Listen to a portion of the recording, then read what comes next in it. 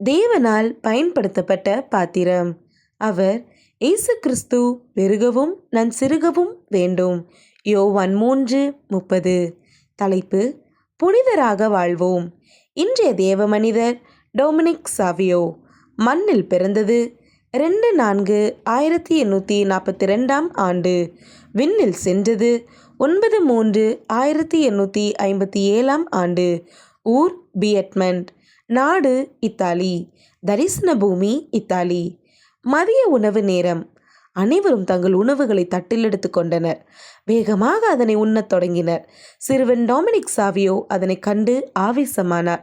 மிருகங்களை விட கேவலமானவர்கள் போல் ஜெபம் செய்யாமல் உணவு உண்பவர்களுடன் சேர்ந்து உணவு உண்ண அவருக்கு விருப்பமில்லை. கடந்து சென்றார் சாவியோ. சிறு வயதிலேயே புனிதத்தையும் தவ வாழ்வையும் விரும்பியவர்.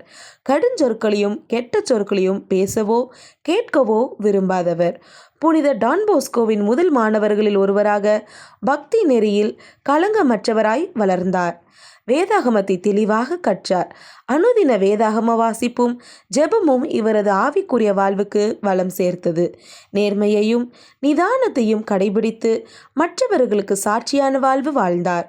காற்றோ குளிரோ மழையோ எதையும் பொருட்படுத்தாது அதிகாலமே ஆலயம் செல்லும் வழக்கம் உடையவர். தீய சக்திகள் காட்டு தீ போல் பரவிக்கொண்டிருந்த காலத்தில் புனிதத்தை இளம் உள்ளத்தில் சுமந்து கொண்டு மற்றவர்களுக்கு அரைக்கூவலாய் வாழ்ந்தவர். தன்னை நாடி வந்த எவருக்கும் தாராளமாக உதவும் தியாக சிந்தையுடையவராக அன்பில் செழித்து வளர்ந்தார்.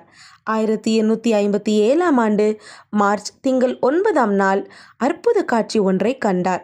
ஆஹா, என்ன இன்பமயமான அற்புத காட்சி என்று விண்ணக காட்சியை கண்டவராய் மன்னகம் பிரிந்தார்.